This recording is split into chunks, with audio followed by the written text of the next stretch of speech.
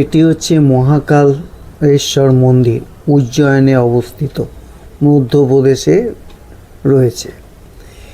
রাত্রিবেলা আমি এই মন্দির এবং মহাকাল লোক করিডোর কীরকম আলোকে সজ্জায় সজ্জিত হয়ে ওঠে সেই ভিডিওটাই আমি দেখাচ্ছি।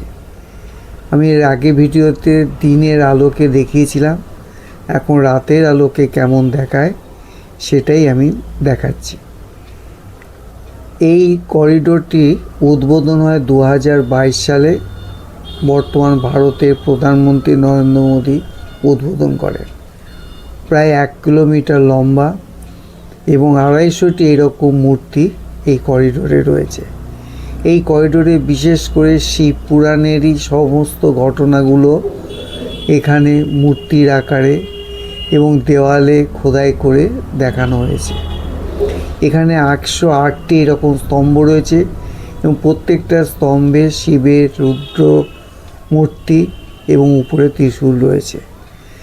শিব পার্বতীর সমস্ত কিছু, যেমন গণেশ, কার্তিক, এদের রয়েছে। আজকে আমি আরেকটি জিনিস দেখাবো।